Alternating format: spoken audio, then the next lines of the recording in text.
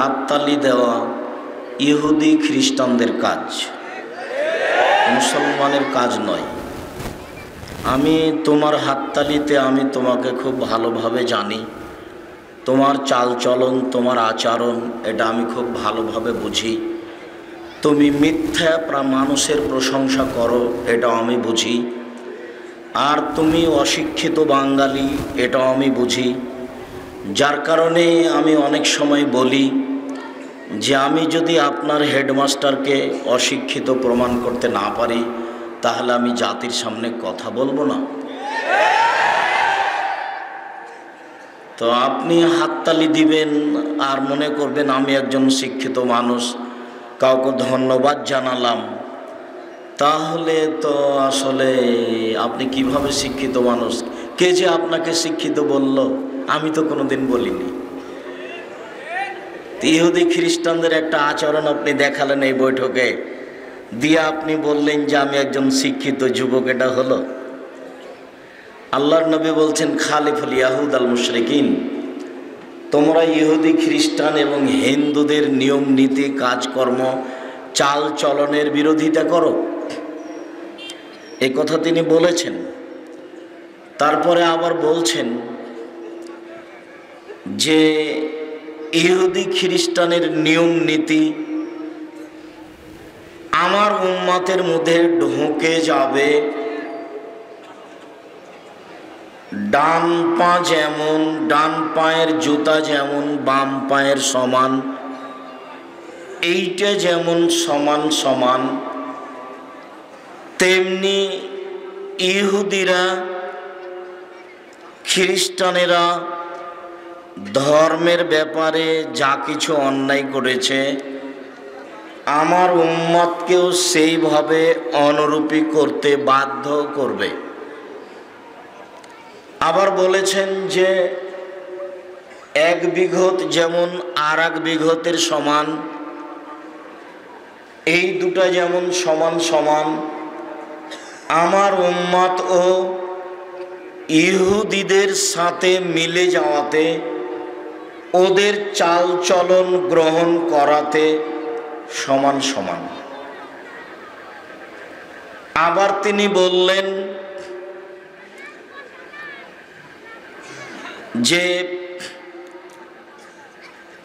আমার উম্মত ইহুদিদের সাথে এমনভাবে মিলে যাবে, খ্রিস্টানের সাথে এমনভাবে মিলে যাবে, চাল চলনে, কথাবার্তায়, লেনদেন, অফিস আদালত, কোর্ট কাছারি, কথা কর্মে, ওরা যদি কেউ মায়ের সাথে জেনা করে থাকে, তাহলে ওদের মতো হুবাহু হতে গিয়ে আমার উম্মত মায়ের সাথে জেনা করবে। হাদিস বুখারী মুসলিম। তোমার হাততালি দেখে আমার মনে পড়ল, তাই তোমাকে সূচনাতে এ কথা বলছি। আমি দুঃখিত। দীর্ঘদিন থেকে এই গ্রামের নাম কি?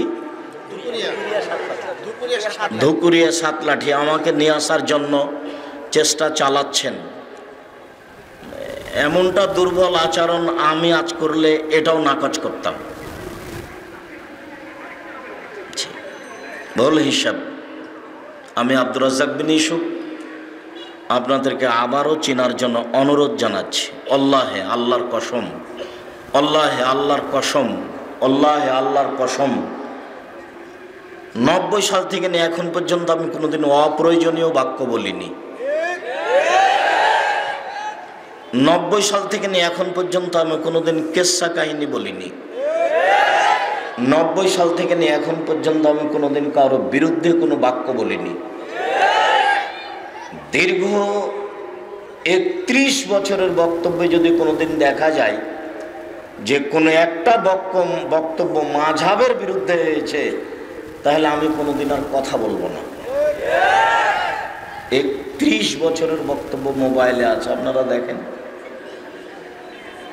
মানুষ বিরোধিতা করে না জেনে, না বুঝে।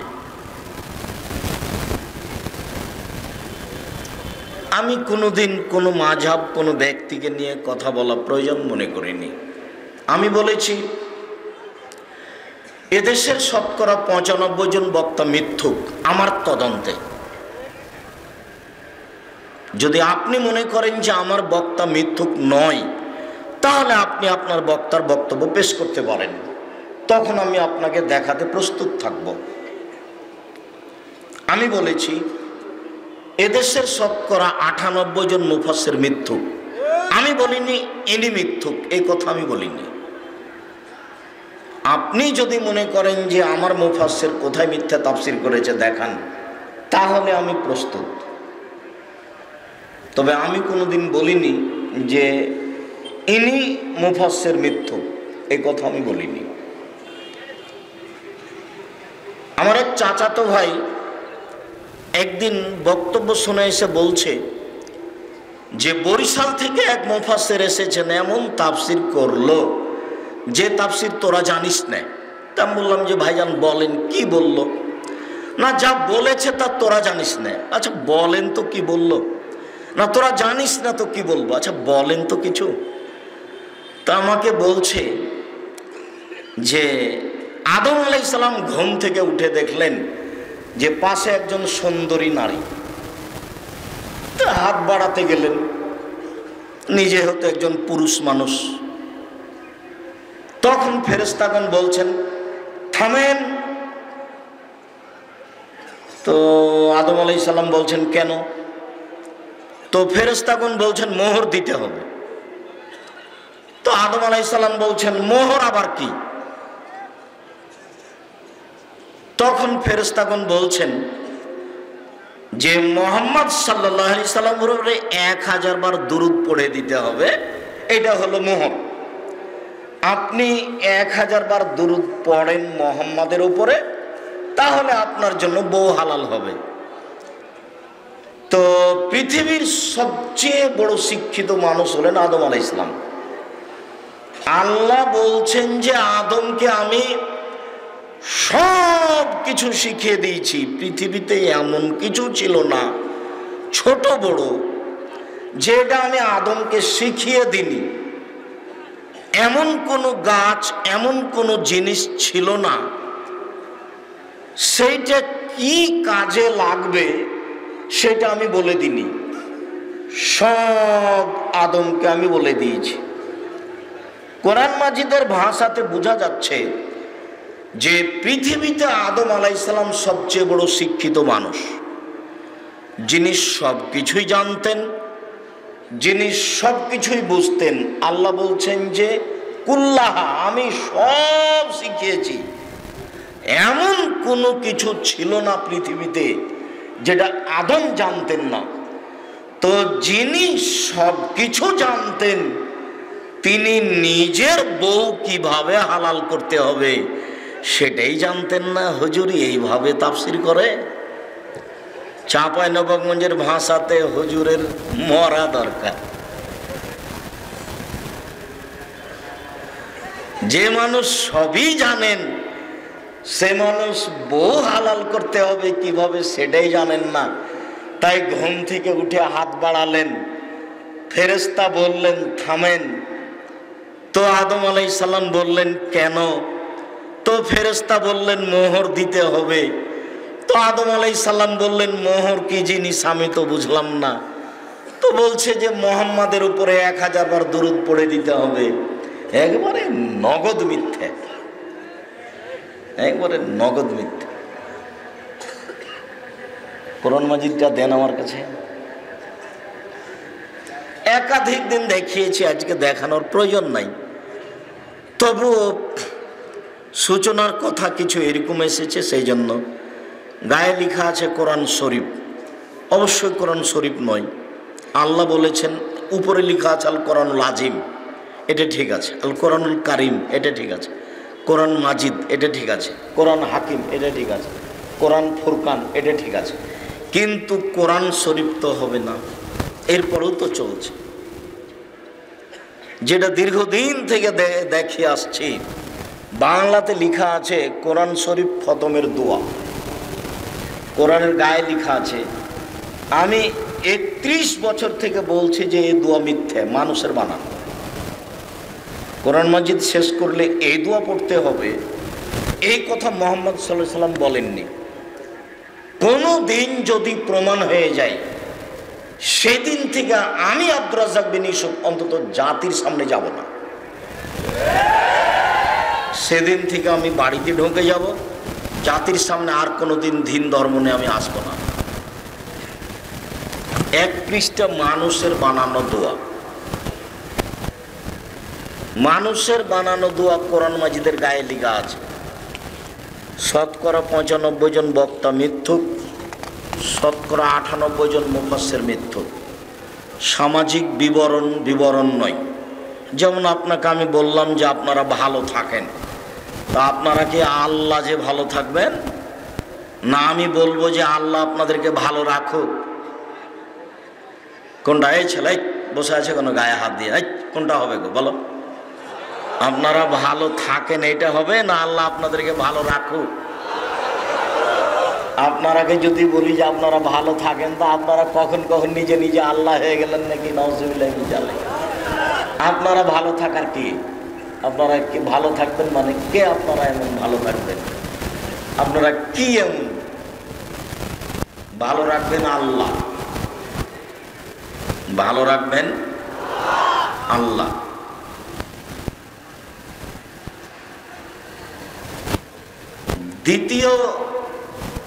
তৃতীয় আজকের জন্য জরুরি কথা, যে রাসূল সাল্লাল্লাহু আলাইহি সাল্লাম আলেমদেরকে খুব কঠোরভাবে বলেছেন। এমনকি বলেছেন যে জাহান্নাম উদ্বোধন হবে মৌলানা সাহেব দ্বারা। কোন পাপী, কোন জেনাকার, কোন সুদখোর, কোন হিন্দু তারা জাহান্নামে আগে যাবে, এই কথা আল্লাহর নবী বলেননি। সর্বপ্রথম যারা জাহান্নামে যাবে তারা মৌলানা মানুষ, এই কথা মুহাম্মদ সাল্লাল্লাহু আলাইহি সাল্লাম বলেছেন। হাদিস বুখারী মুসলিম। তো এ তো দিনরাত দিন প্রচার করে আমাদের সামনে, এই জাহান্নামে যাবে মানে কিছু করার নাই, এভাবে মুহাম্মদ সাল্লাল্লাহু আলাইহি সাল্লাম বলেছেন। এদেশে একটা বই পাওয়া যায়, বক্তা ও শ্রোতার পরিচয়। আমি জানি না, আপনার জন্য লিখেছিলাম। 50-60 টাকা 100 টাকার বই আপনার বাড়িতে কেন নাই? এর জবাব আমি দিতে পারবো না, আপনাকে দিতে হবে। এদেশে ধর্মের নামে মিথ্যা কথা লেখা আছে, এ বই তো আপনার কাছে আছে। যেমন আপনাকে আমি একটা বইয়ের কথা বলি, বইয়ের নাম মুকসিদুল মুমিনিন। তার একটা হেডলাইন যে অবিবাহিত ছেলে মেয়ের পড়া নিষেধ। হেডলাইনটা কি? অবিবাহিত ছেলে মেয়ের পড়া নিষেধ। হেডলাইন যে দেখে সেই পড়ে, যে দেখে সে পড়তে চায়, মানে হেডলাইনই ঠিক হয়নি। এখন হেডলাইন লেখার পরে লেখক বলছেন এভাবে, সফরের পূর্বে স্ত্রী মিলন হলে ছেলে ভ্যাংচা হয়, চন্দ্র সূর্য গ্রহণের সময় স্ত্রী মিলন হলে ছেলে টেরা হয়, ভরা পেটে স্ত্রী মিলন হলে ছেলে কানা হয়। আল্লাহর হস্তে, আল্লাহর কসম, আল্লাহর কসম, আল্লাহে আল্লাহর কসম, হেডলাইন শুরু হওয়ার পরে শেষ পর্যন্ত একটা কথাও সত্য নয়, সবই মিথ্যা। বইও যেমন, বক্তাও তেমন, লেখকও তেমন। আমার উপরে মন খারাপ করে কোনো লাভ নেই। আমার উপরে মন খারাপ করলেন, কিছু গালি দিলেন, কিছু একটা ঘটালেন, সেটা আপনার জন্য কাঁটা হবে ইহকালে, কাঁটা হবে পরকালে। তখন আপনি ইহকালও ধ্বংস হবেন, পরকালও ধ্বংস হবেন। আল্লাহর কসম, আল্লাহে আল্লাহর কসম, আল্লাহে আল্লাহর কসম, 31 বছর আমি কোনোদিন অপ্রয়োজনীয় বাক্য বলিনি। 31 বছর আমি কোনোদিন কিস্সা কাহিনী বলিনি। অতএব আপনি বিরোধিতা করতে গিয়ে কিছু বলে নিবেন, এটা আপনার ধ্বংসের মাধ্যম। বিরোধিতা করার প্রয়োজন নাই, চুপ থাকবেন। ভালো লাগলে শুনবেন, ভালো না লাগলে বলবেন আব্দুর রাজ্জাক সাহেব আসসালামু আলাইকুম। পৃথিবী অনেক বড়, আপনাকে শোনাতে আমি বাধ্য নই। সম্মানিত দিনী ভাই বোন, রাসূল সাল্লাল্লাহু আলাইহি ওয়াসাল্লাম বলেন, কাফাবিল মারে কাদেমান ইহাদ্দেসা বেকুল্লেমা সামিয়া, একজন মিথ্যুক হওয়ার জন্য এতটুকুই যথেষ্ট যে শরীয়তের কোনো কথা তদন্ত না করেই বলে দিবে। আমি যদি একটা কথা বলি, কি কথা আমি বললাম? ফাজাইল আমল বইয়ের প্রথমে লেখা আছে, এক ওয়াক্ত নামাজ কাজা করলে ৮০ হোক বা জাহান্নামে থাকতে হবে। এটা আমি বলে দিলাম মানুষ সমাজে। আল্লাহর নবী বলছেন যে তুমি এখন মিথ্যুক। কেন? তুমি আগে দেখো যে এটা ঠিক কি বেঠিক। এদেশে প্রায় ৩ লক্ষ জাল জয়ীফ হাদিস আছে মানুষের বানানো, প্রায় ৩ লক্ষ। আমাদের বাড়িতে আছে ১০,০০০। মাগরিবের পরে ২ রাকাত সুন্নাত পড়তে হবে, মাগরিবের পরে ২, এশার পরে ২, ফজরের আগে ২, জোহরের আগে ৪, জোহরের পরে ২। বিনিময় প্রত্যেক ১২ সমান জান্নাতে একটা ঘর, প্রত্যেক ১২ সমান জান্নাতে একটা ঘর, প্রত্যেক ১২ সমান জান্নাতে একটা ঘর। মাগরিবের পরে ২ রাকাত সালাত আপনি আদায় করেন, কিন্তু ৬ রাকাত যদি পড়েন সালাতুল আওয়াবিন, তখন আর হলো না, সব কিছু গেছে, কিছুই টিকবে না। এর নাম বিদআত। যা আমল করেছেন আর ইবাদত কবুল হবে না। মনে রাখবেন, দুনিয়া ২টা পাপ আছে, শক্তিশালী পাপ। পাপ হিসাবে মানুষের ক্ষতি করতে পারে এরকম কোনো পাপ পৃথিবীতে নাই, মাত্র ২টা। দুনিয়াতেই মানুষের ক্ষতি করতে পারে। জেনা ক্ষতি করবে পরকালে, চুরি ক্ষতি করবে পরকালে, সুদ ক্ষতি করবে পরকালে, জুলুম অত্যাচার জমি দখল এগুলো সব ক্ষতি করবে পরকালে। কিন্তু দুনিয়াতে ২টা পাপ আছে, এই পাপ দুটা দুনিয়াতেই মানুষের ক্ষতি করবে। তার একটা পাপের নাম শিরক। শিরকের ১ নম্বর ক্ষমতা, ১ নম্বর ক্ষতি, শিরক করলে আল্লাহকে অপমান করা হয়। এটা হলো সবচেয়ে বড় ক্ষতি। শিরক করলে আল্লাহকে অপমান করা হয়। কিভাবে? আমি কথা বলছিলাম, টিকটিকি টিকটিক করে উঠলো। আমি বললাম, এই দেখো আমি ঠিক বলেছি। তো আমি ঠিক বলেছি কি না এটা কে জানে? আল্লাহ। তো আমাদের গ্রামের লোকজন বলছে যে আমি ঠিক বলেছি, এটা টিকটিকিও জানে। তো জানার ব্যাপারে আল্লাহর সাথে কাকে করলাম? টিকটিকিকে। এরই নাম শিরক। এখন আল্লাহ বলছেন অবাক কথা, মানুষের অন্তরের খবর আমি জানি, আমি আল্লাহ, আমি সৃষ্টিকর্তা, টিকটিকি কিভাবে জানলো? এই কথা বলে যে সে আল্লাহকে অপমান করল। আমরা চাঁপাই নবাবগঞ্জের মানুষ, আমাদের মা চাচিরা জমজ জোড়া কলা খেতে দেয় না।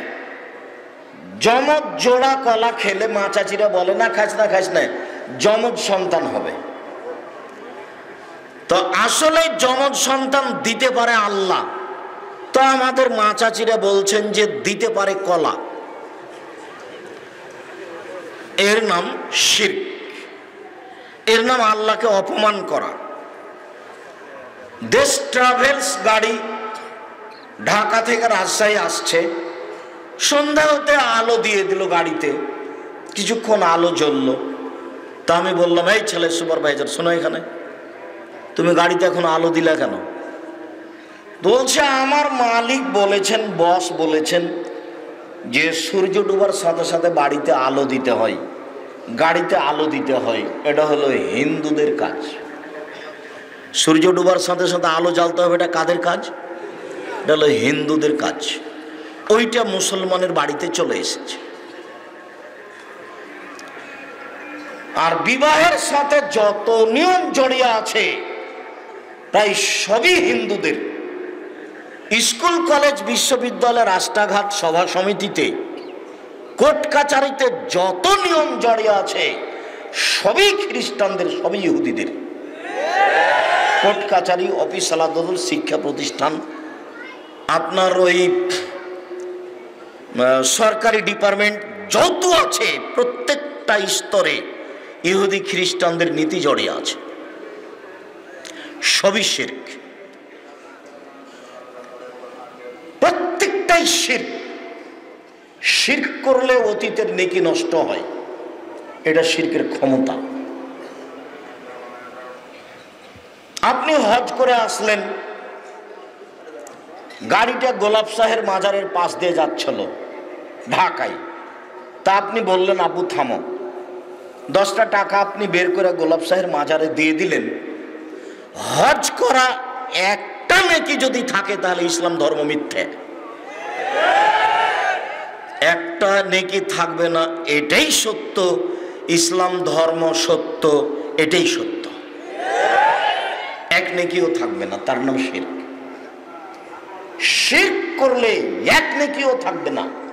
বাংলাদেশের মাটিতে শিরক চলে বিপদ সীমার উপর দিয়ে। যদিও মানুষে বলে যে ঝড় বৃষ্টি বন্যা চলেছে বিপদ সীমার উপর দিয়ে, জি না, বিপদ সীমার উপর দিয়ে ঝড় বৃষ্টি বন্যা যায়নি, বিপদ সীমার উপর দিয়ে চলেছে ভারত, বাংলাদেশ, পাকিস্তানের মাটিতে শিরক। এদের কথাই কথাই শিরক, এদের কর্মে কর্মে শিরক, এদের অফিস আদালতে শিরক, এদের অন্তরের ভিতরে শিরক, এদের মনের ভিতরে শিরক। এরা শিরকে ডুবে আছে।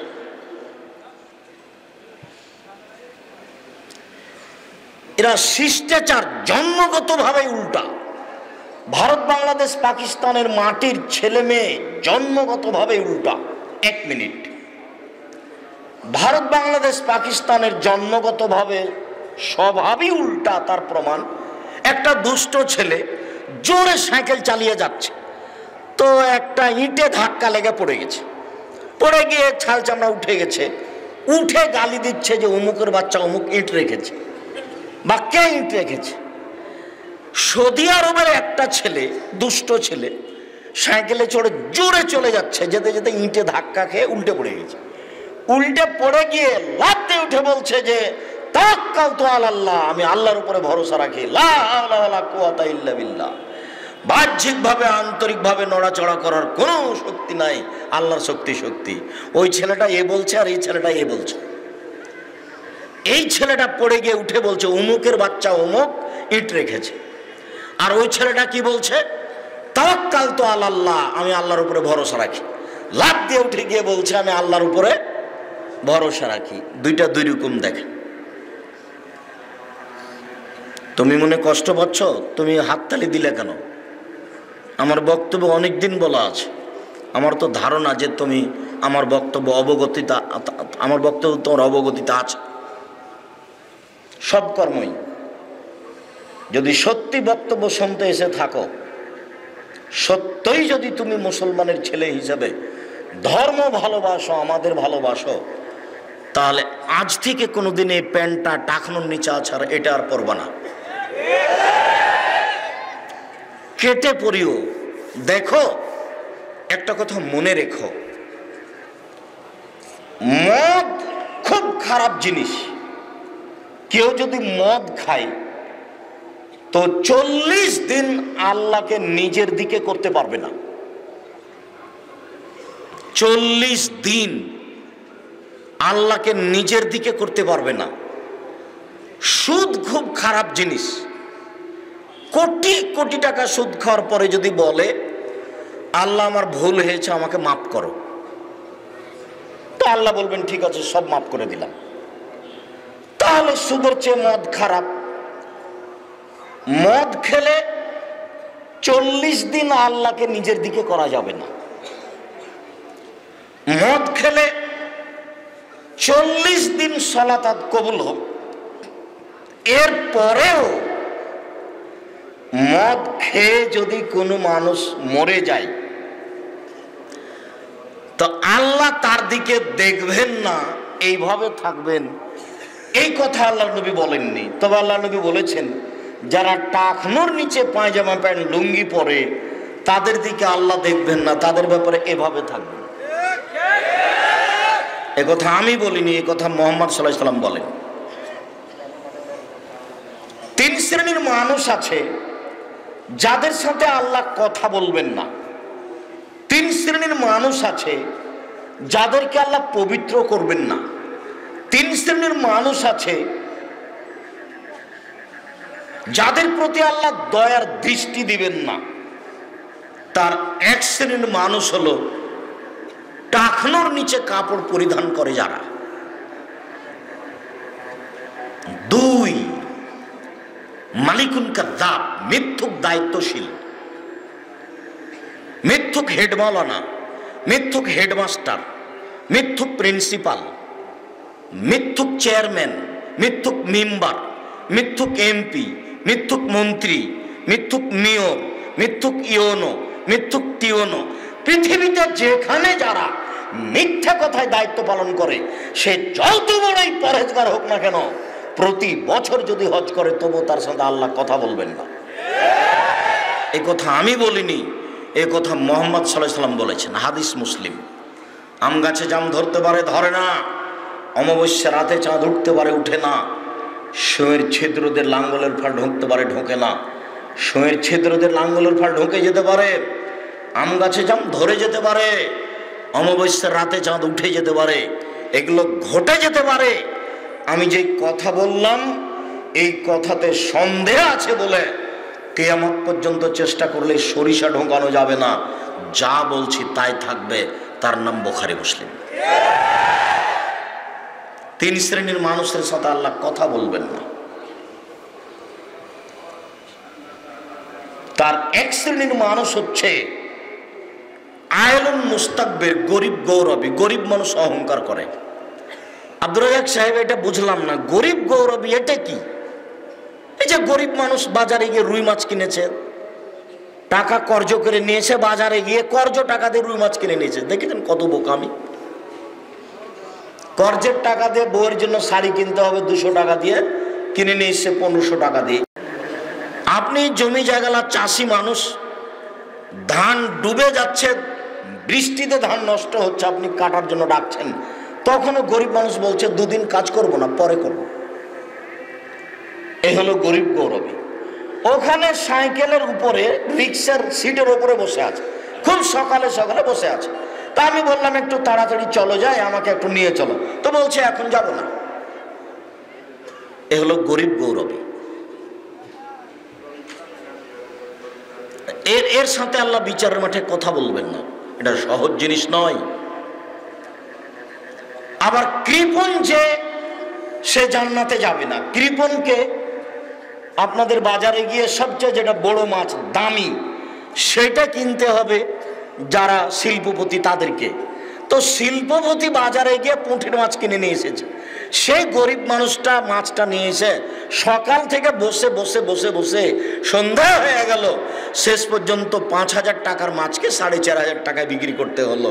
আসলে কিনতে হতো ওই শিল্পপতি যে কিনে নিয়ে গেছে পুঁটির মাছ, তাকে। বুঝাতে পারলাম না কথা মনে হয়? এখন এই শিল্পপতি আর জান্নাতে যাবে না। এ হলো কৃপণ। আর এই মাছটা যদি গরিব মানুষ কিনে নিয়ে যায়, তাহলে ওর সাথে আর আল্লাহ কথাই বলবেন না। বুঝাতে পারলাম না কথা মনে হয়? এসব নিয়ম কানুন আমি বলিনি, এসব নিয়ম কানুন কে বলেছেন? মুহাম্মদ সাল্লাল্লাহু আলাইহি সাল্লাম বলেছেন। এতে আমার ব্যক্তিগতভাবে কিছু করার নেই। আপনারা মুরব্বী মানুষ, আমি কষ্ট দিতেও চাই না, কিন্তু বেঞ্চ টেবিলগুলো একটু পিছিয়ে সরাতে পারলে ভালো হতো। এটা কি সহজ? 1 মিনিট আমি দেরি করি, কষ্ট না হলে আপনারা একটু পিছনে সরিয়ে নেন। ওই পিছনেরটা আগে পিছিয়ে সরাতে হবে। আর আমাদের ছেলেরা যারা 7 লাঠির ছেলেরা যারা দায়িত্ব পালন করছে, 1 বছর থেকে 5 বছর থেকে আমাকে নিয়ে আসার জন্য চেষ্টা চালাচ্ছ, তোমাদের কিন্তু প্রস্তুতি ভালো নয়। সামনে যদি জায়গা থাকে, এরপরে যদি 2 দিকে মানুষ দাঁড়িয়ে থাকে, তাহলে এর জন্য তোমরা দায়ী। আর যদি দাঁড়িয়ে না জায়গা না থাকে, তো কিছুক্ষণ আমি আপনাদেরকে দাঁড়িয়ে থাকার জন্য অনুরোধ জানাচ্ছি। আমি আপনাদের কষ্ট দিব না। যে যেখানে আছেন বসে থাকতে পান আর না পান, দাঁড়িয়ে হোক বসে হোক, কিছুক্ষণ অপেক্ষা করবেন। এখন যদি পরিচালনা কমিটির কাছে আমরা দাবি জানাই যে আমাদের বসার ব্যবস্থা করে দেন, তাহলে কি তারা পারবে? পারবে না। তাহলে এইটুকু ধৈর্যের পরিচয় আপনাদের দিতে হবে। ধৈর্যের কথা জীবনে খুব পড়লাম, কিন্তু ধৈর্য কি জিনিস তা বুঝে দেখলাম না। আমি নিজের কথা বলছি যে কোনো সময় তো মনে হয় যে একটা কথা বলে দিলাম, তো ধৈর্যের পরিচয় তো এটা নয়। আল্লাহ তাআলা আমাদের নবীকে বলছেন ফাসবির সাবরান জামিলা, মুহাম্মদ সাল্লাল্লাহু আলাইহি ওয়াসাল্লাম আপনি সুন্দর ধৈর্য ধারণ করুন। তো সুন্দর ধৈর্য কি? মুখোমুখি আপনি আমাকে এক থাপড় মেরেছেন, আপনাকে এক থাপড় মেরে নিলাম, বা আমি বললাম যে খুব গালিগোলজ করলাম থাপ্পড় মারতে না পেরে, গালিগোলজ করার পরে 2-3 দিন পরে বলছি যাক মেরেছে মেরেছে আর কিছু বলবো না, যাক মেরেছে মেরেছে আর কিছু বলবো না, কোর্ট কাছারিতে যাব না, তার নাম কি ধৈর্য? কয়েকদিন গালি দেওয়ার পরে বলছে যে ধৈর্য ধারণ করি। একটা বড় ছেলে মারা গেছে, বাপ মা চিল্লা চিল্লি করলো, ওরে আমার অমুক, ওরে আমার অমুক। 1 সপ্তাহ কান্নাকাটি করার পরে বলছে যাক আল্লাহর মার আল্লাহ নিয়েছে, ধৈর্য ধারণ করি। এর নাম কি ধৈর্য? ধৈর্য কি জিনিস? একটু প্রয়োজন হলো, একজন বললো চলো দোস্ত চা খেয়ে আসি, চলে গেল, এর নাম কি ধৈর্য? একটু সুযোগ পেতে আরেকজনের সাথে গল্প করছে, এর নাম কি ধৈর্য? একটু ধৈর্যের পরিচয় দিতে হবে। ছেলেরা তোমরা যদি গরম পানি আনতে পারো আনো, না হলে পানিটা দিও তো একটু। এটা সম্মানিত দিনী ভাই বোন, আমি বলছিলাম আরেকটু বলে এখান থেকে সরে যাব। রাসূল সাল্লাল্লাহু আলাইহি সাল্লাম বললেন বাল্লিগু আন্নী ওয়ালাউ আয়া, পৃথিবীর মানুষ আমার একটা কথা জানা থাকলে অন্যকে বলো। এটা আল্লাহ রাসূলের আদেশ, আমার একটা কথা জানা থাকলে অন্যকে বলো। আপনার কি জানা আছে? ডান হাতে পানি পান করতে হবে, এটা আপনার জানা আছে। কেন? বাম হাতে শয়তান খায়। আব্দুল্লাহ ইবনে উমর রাদিয়াল্লাহু তাআলা আনহু বলেন রাসূল সাল্লাল্লাহু আলাইহি সাল্লাম বলেছেন পৃথিবীর মানুষ লা ইয়াকুলুন্না আহাদুকুম বিশিমালিহি ওয়া লা ইয়াশরাবু বিহা, অবশ্যই অবশ্যই তোমাদের কোনো ব্যক্তি যেন ডান হাতে না খায়, ডান হাতে পানি পান না করে। কেন? ফাইন্না শায়তানা ইয়াকুলু বিশিমালিহি ওয়া ইয়াশরাবু বিহা, নিশ্চয় শয়তান বাম হাতে খায়, বাম হাতে পান করে। এমন কি ভাত খেতে বসে গিলাসটা বাম হাতে ধরে ডান হাত নিচে লাগিয়ে দিয়ে পানি খাওয়াও নাজায়েজ, চলবে না। ডান হাতেই গিলাস ধরতে হবে, আপনি বাধ্য। উচ্ছিষ্ট ভাত গিলাসে লেগে যাবে যে, তা আঙুল চেটে খান, আর না হলে খেজুর খান, তাহলে তার হলো না। বাম হাতের কোনো সুযোগ নাই খাওয়াতে। দুনিয়ার মানুষ খাচ্ছে যে হাজারো মানুষ খাচ্ছে, মানুষ যত শয়তান তার চেয়ে বেশি। তো মানুষই তো শয়তানের আচরণ করবে। আল্লাহ রাসূল তো এ কথা বলছেন, আল্লাহ এ কথা বলছেন। বুঝেও বুঝে না ওরা অন্তর আছে, বুঝে না। দেখেও দেখে না ওরা চক্ষু আছে, দেখে না। শুনেও শুনে না ওরা কান আছে, শুনে না। উলাইকা কালানাম, তারা পশু প্রাণীর মতো, তারা গরু ছাগলের মতো, তারা কুকুর শ্রীগালের মতো। ভালো হওয়া যাল, বরং তার চেয়ে খারাপ। মানুষই বাম হাতে পানি পান করবে, মানুষই কুকুর শ্রীগালের চেয়ে খারাপ। এ কথা আমি বলিনি, এ কথা আল্লাহ বলেছেন, এ কথা আমার নয়, এ কথা আল্লাহ বলেছেন। মানুষ কুকুর শ্রীগালের চেয়ে খারাপ, এ কথা আমি বলিনি। তবে এ কথা বলেননি আল্লাহ যে মানুষই কুকুর শ্রীগাল, এ কথা বলেননি। কেন? গরু ছাগল কোনোদিন ধর্মীয় নীতি পালন করতে পারবে না। গরুকে বললাম যে তুমি ধানের খেতে আর যাও না, কিছুক্ষণ পরে আমি গরুকে ছেড়ে দিয়েছি, তো ও আবার কোথায় যাবে? এর আমি বাস্তব দেখাতে আমি বলেছি যে আমার আব্বা নিজে চাষি মানুষ, জমি চাষ করার পরে যখন গরু ছেড়ে দিতেন তখন আমরা গরু মাঠে নিয়ে থাকতাম, খেলাতাম। গরু যখন ধানের গাছের দিকে যেত, জমির ক্ষেতের দিকে যেত, তখন বলতাম জোরে, এই থেমে গেছে, একটু পরে আবার যাচ্ছে। কেন? বুঝেও বুঝেনি তাই তো গরু। ও তো বুঝলো যে যেতে হবে না, তো আবার কেন যাচ্ছে? এই জন্য যে ও গরু। তো বুঝেও বুঝেনি যে সে হলো গরুর মতো, তবে গরু নয়, কোনো সময় বুঝতেও পারে। কথা বুঝাতে পারলাম না? জীবনটাই যদি এরকম চলে যায় তাহলে জীবনটা কুকুর শিলিকের মতো হয়ে চলে গেছে।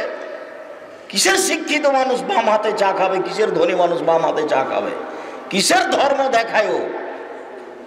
আলেম ওলামা মানুষ জর্দা খায় আর ইমামতি করে আর মিথ্যে কথা বলে, আর গ্রামে জুমার খুতবা দেয়, তার হিসাব থাকে না, নিজেই দোকানে বসে আড্ডা। মিনিট ইশতারা রাজুলুন মিন রাজুলিন আকারান। আজ থেকে নিয়ে হাজার হাজার বছর আগে একটা লোক একটা লোকের কাছে জমি কিনে নিয়েছিল। ফাওয়াজাদা ফি আকারিহাল জাররা। জমি চাষ করতে গিয়ে সে জমিতে স্বর্ণের পাতিল পেল। তো স্বর্ণের পাতিল নিয়ে জমি বিক্রেতাকে বলছে, খুলদাবাকা মিন্নি ইশতারাতু মিন কালার তুলাম তামিন কাযাব। আপনি আপনার স্বর্ণ নেন, আপনার কাছে আমি জমি কিনে নিয়েছি, স্বর্ণ কিনে নিনি। তখন জমি বিক্রেতা বলছে, বেতলার জমা ফিয়া, জি না জি না জি না, আমি জমি বিক্রি করেছি, জমিতে যা কিছু ছিল সবই বিক্রি করেছি, আমি স্বর্ণ নিব না। এর নাম ঈমান, এর নাম ঈমান। আপনি একজন ব্যবসায়ী মানুষ, এখনই 200 টাকা নিয়ে 200 টাকার জিনিস বিক্রি করেছেন, তো দিয়ে দিয়েছে 500 টাকার নোট, তারপরও ধরতে পারেনি, আপনি চুপ হয়ে যাবেন, ওকে আপনি 500 টাকার নোটটা ধরিয়ে দিবেন না যে আপনার ভুল হলো। এই তো আপনার ঈমান। 2 টাকাতে আপনাকে কিনা যায়। 200 টাকার বাজার করতে গেছেন মসজিদের, তাই ওখানে গিয়ে চা নাস্তা করেছেন, তা লেখা আছে চা নাস্তা। মসজিদের টাকা দিয়ে চা নাস্তা করলেন কমিটির মানুষ, তাহলে তো কিছু করতে পারবে না, তাহাজ্জুদ দিয়ে লাভ হবে না। এর নাম বানি ইসরায়েলের কাহিনী।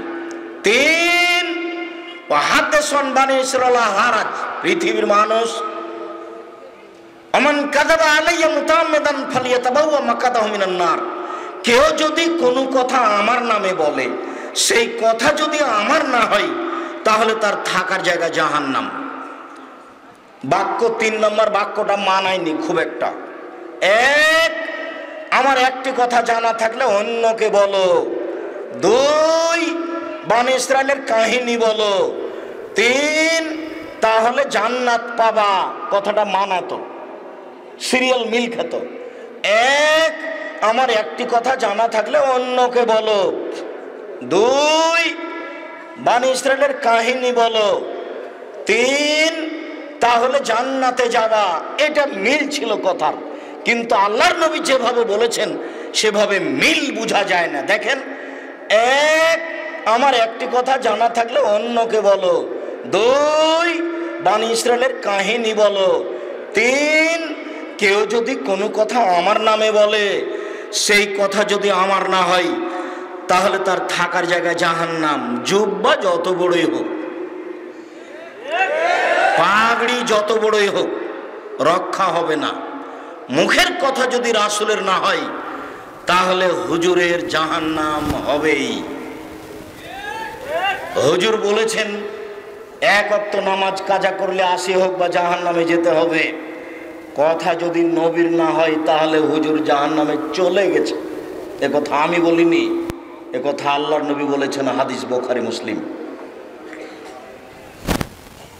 যার কারণে ধর্মের নামে কথা বললে খুব হিসাব নিকাশ করে বলতে হবে। এইটুকু মনে রাখার জন্য অনুরোধ জানাচ্ছি।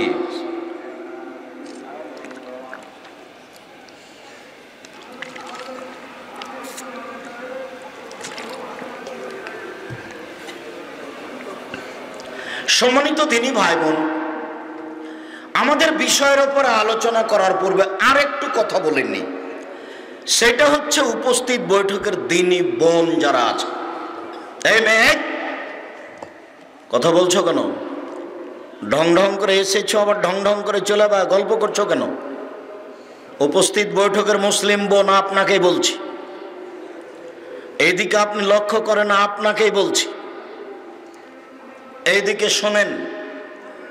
আল্লাহর নবী বলছেন, মহিলারা যদি 4টা কাজ করতে পারে তাহলে জান্নাতের সব দরজা খোলা। এমন কোন 4টা কাজ পৃথিবীতে নাই যেটা পুরুষ মানুষ করলে জান্নাতে চলে যাবে, এরকম সুযোগ পুরুষ মানুষের নেই। মহিলারা যদি 4টা কাজ করে তাহলে তার জন্য জান্নাতের সব দরজা খোলা। 1, সালাত খামসাহা, 5 ওয়াক্ত সালাত আদায় করবে দিন রাতে, 5 ওয়াক্ত নামাজ পড়বে। 2, সমাত সাহারাহা, রমজান মাসের রোজা থাকবে, সিয়াম পালন করবে। 3, আতাত বালাহা, স্বামীকে মেনে চলবে, তিতে লাগলেও মিঠা লাগলেও। 7 দিন 8 দিন যাবৎ স্বামীর সাথে কথা নেই, 2 মাস 3 মাস থেকে কথা নেই। কি যে কথা হয়েছে, তাই ঝগড়া লেগেছে, ঝগড়া লেগে একজন আর একজনের সাথে কথা বলে না। মেয়ের মাধ্যমে খাবার দিয়ে আসে, না হলে কাজের মহিলা দিয়ে খাবার দেয়, না হলে ছেলেদের দিয়ে খাবার দেয়। শোনেন, আপনাকে বলছি, এই সংসার চলবে না। তিতা লাগলেও মিঠা লাগলেও স্বামীকে মেনে নেন, অন্যথায় সংসার ত্যাগ করেন। কাজীর কাছে গিয়ে খোলা তালাক করেন, আপনিও বাঁচবেন, আপনার স্বামীও বাঁচবে। আপনি এভাবে জান্নাত লাভ করতে পারবেন না, জান্নাত পাওয়া যাবে না। ভুল হিসাব আপনার। আপনাকে স্বামীকে মেনেই চলতে হবে, জরুরি। 4, আহসানাত ফারজাহা, জেনায় লিপ্ত হলো না। জেনায় যদি লিপ্ত না হয়, এই 4টা কাজ যদিও করতে পারে, জান্নাতের সব দরজা খোলা। 1, 5 ওয়াক্ত নামাজ। 2, রমজান মাসের রোজা। 3, স্বামীকে মেনে চলা। 4, জেনায় লিপ্ত না হওয়া। একটু এই ছেলে, তোমাকে বলছে এখানে, তুমিও শোনো। আজ থেকে তোমার মোবাইলে যেন তোমার মরা পর্যন্ত আর কোনোদিন ল্যাংটা মেয়ে না নাচে। তোমাকে আমি এর আগেও 100 দিন সতর্ক করেছি। শয়তান তোমাকে প্রত্যেক দিন পাগল বানায়, প্রত্যেক দিন তোমাকে নিয়ে মজাক করে, তোমার মুখের উপরে 2টা লাথি মারে, দিয়ে চলে যায় ল্যাংটা মেয়ে দেখিয়ে। তোমার কলিজা ঠান্ডা করে দেয়, তোমার চক্ষু ঠান্ডা করে দেয়, দিয়ে তোমার মুখে পেশাব করে চলে যায়। ওর নাম শয়তান। ও আল্লাহর সাথে ওয়াদা করেছে, এইভাবে বলেছে, শোনো, এভাবে বলছে, ওয়া ইজ্জাতিকা ওয়া জালালিকা ওয়া ইরতিফায়ে মাকানিকা, তোমার ইজ্জতের কসম, তোমার মর্যাদার কসম, আমি আদমের ছেলে মেয়েকে জাহান্নামে ঢুকিয়েই ছাড়ব, যে কোনো মূল্যে। আমি তাকে জাহান্নামে দিবই দিব, আমি একাই জাহান্নামে যাব না, আপনাকে বলে রাখলাম। তখন আল্লাহ বলছেন, এই শয়তান, শুনে রাখ, ওয়া ইজ্জতি ওয়া জালালি ওয়া ইরতিফায়ে মাকানি, আমার মর্যাদার কসম করে বলছি, আমার ইজ্জতের কসম করে বলছি, আমার সম্মানের কসম করে বলছি, আদম সন্তান যতবার আমার কাছে ক্ষমা চাইবে ততবার আমি তাকে ক্ষমা করে দিব। দেখি তুই কত দূর যেতে পারিস, আর আমার দয়া কত দূর যেতে পারে। তাই নিজের পরিচয় দিয়ে তিনি বলেছেন, ইবনে আদম, আদমের ছেলে মেয়ে, মনে রেখো, মা দাওয়াতানি ওয়া রাজাউতানি, তুমি আমাকে যেভাবে ডাকো আমি সেভাবে থাকি, তুমি আমার উপরে যেভাবে আশা পোষণ করো আমি সেভাবে পূর্ণ করে থাকি। হাদিসে কুদসি, মানে আল্লাহ বলছে, আদমের ছেলে মেয়ে শোনো, তোমরা আমাকে যেভাবে ডাকো আমি সেভাবে থাকি, তোমরা যেভাবে আশা পোষণ করো আমি সেভাবে পূর্ণ করে থাকি। আমি তোমাকে ক্ষমা করে দিলাম, আলা উবালি, আমি পরোয়া করি না তুমি কত বড় পাপী, আমি পরোয়া করি না তুমি কত বড় পাপী, আমি পরোয়া করি না তুমি কত বড় পাপী। তুমি ক্ষমার কথা বললে আমি ক্ষমা করে দিব। শয়তান ও কথা বলছে আর আল্লাহ এই কথা বলছে। শুনে রাখো যুবক, তোমাকে বলছি, আজ থেকে নিয়ে তোমার জীবদ্দশা আর কোনোদিন যেন তোমার মোবাইলে কোনোদিন ল্যাংটা মেয়ে না নাচে। শোনো, উপস্থিত বৈঠকের মুসলিম বোন শুনে রাখেন, আজ থেকে যদি আপনি জেনা বন্ধ করতে পারেন, আব্দুর রাজাক সাহেব, আমার 3টে ঠিকই আছে। 1, আমি 5 ওয়াক্ত নামাজ পড়ি। 2, আমি রোজা থাকি। 3, আমি স্বামীকে মেনে চলি। 4, ছাত্রী জীবনে আমার জেনা হয়েছিল বা কোনোদিন এরকম ঘটনা ঘটে গেছে। আপনাকে আমি বলছি, আপনি এই পাপ বন্ধ করে দেন। আল্লাহ তাআলা বলছেন, ওয়ানাহা নাফসা আনিল হাওয়া ফাইনাল জান্নাতে হিয়াল মাওয়া। আদম সন্তান, মনে রাখো, কেউ যদি তার আত্মাকে নিজেকে অশ্লীল কাজ থেকে ঠেকাতে পারে, আমি আল্লাহ তাকে জান্নাতুল মাওয়া দিয়ে দিলাম। অশ্লীল কাজ থেকে নিজেকে ঠেকানোর ফলাফল অনেক বড়। অশ্লীল কাজ থেকে নিজেকে ঠেকানোর ফলাফল অনেক বড়। অতএব 4টা কাজ করলে আপনি জান্নাতে যেতে পারবেন, এই কথাটা আপনি মনে রাখেন। উপস্থিত বৈঠকের দিনই ভাই বোন শুনে রাখেন, নারীদের মর্যাদা চিরদিনই ভিন্ন পুরুষদের চেয়ে। আল্লাহর নবী বলছেন, কেউ যদি 2টা মেয়ের লালন পালন করে, 2টা মেয়ে সন্তান হলো, শিক্ষা দীক্ষা দিল, বিবাহ শাদী দিয়ে দিল, দায়িত্ব পালন করলো, সেই বাপ আর আমি জান্নাতে একসাথে থাকব। তখন আঙ্গুল দুটি এইভাবে দেখালেন, তর্জনী আর মধ্যমা, কিন্তু জমা করে দিলেন। আবার বললেন, পৃথিবীর মানুষ শুনে রেখো, কেউ যদি এতিমের লালন পালন করে তাহলে সেই লোক আর আমি জান্নাতে একসাথে থাকব। তখনও তিনি তর্জনী আর মধ্যমা এই 2টো আঙ্গুল দেখালেন, কিন্তু 2টার মধ্যে একটু ফাঁকা রাখলেন। না, বুঝাতে পারিনি। এতিম লালন পালন করা অনেক বড় কাজ। আর একটা কথা বলে রাখি, এই ছেলেই তোমাকে মনে রাখার জন্য বলছি। তোমাকে সেদিন আর একটা কথা বলে গেছিলাম, তোমার মনে আছে কি? বলে গেছিলাম যে বাড়ি থেকে বের হলে খুচরা টাকা নিয়ে বের হবা। তোমার মাকে বলে দিও যে আম্মা, আমার পকেটে 500 টাকা নোট থাকে, ফকির আমার সামনে এসে ভিক্ষে চাই, তা আমার পকেটে তো 500 টাকার নোট। তখন আমি খালি বলি মাফ করো, খালি বলি মাফ করো। আম্মা, ফকিরের কাছে এত মাপ চাইতে আমাকে ভালো লাগে না, আপনি একটা কাজ করিয়েন তো আম্মা, 50 টাকা 100 টাকা খুচরা আমার পকেটে দিয়ে দিয়েন তো। তুমি এভাবে বলে দিও।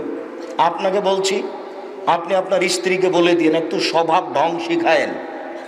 বের হওয়ার সময়তে আমার পকেটে 100-200 টাকা খুচরা টাকা দিয়ে দিও। যত ফকির আসবে সবকে 10 টাকা 20 টাকা করে দিব। 500 টাকার নোট দেওয়া সহজ সম্ভব নয়, বিনিময় জান্নাত।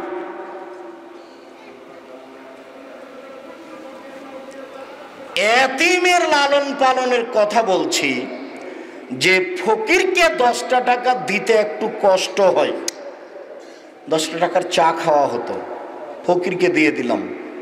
এরকম যদি বারবার ধাক্কা খাই, তাহলে তুমি কোথাও এতিম পেলে এতিমের মাথায় হাত দিও। আল্লাহ নবী বলছেন, শোনো, একটা লোক এসে অভিযোগ করছে, আল্লাহর নবী, আমার অন্তরটা এত শক্ত, আমার অন্তরটা এত শক্ত, আমার অন্তরটাও এত শক্ত যে কাউকে কিছু দিতে চায় না। তখন আল্লাহ রাসূল বলছেন, এই শোনো, ইমসা রাসাক রাসাল ইয়াতিম ইয়ারিক্কু কালবাক, তুমি ইয়াতিমের মাথায় হাত দাও, তোমার অন্তরটা নরম হয়ে যাবে। জামিয়া সালাফে রাজশাহীতে 300 জন ইয়াতিম আছে। ওদের মানুষ দেওয়ার থাক আর না থাক, ওদেরকে দিয়ে আল্লাহ সব বিপদ পার করে দিবে। এই জন্য ইয়াতিম রাখা আছে এতগুলো। 4000-এর বেশি ছেলে মেয়ে আছে, তার 300 জন আছে ইয়াতিম ছেলে মেয়ে।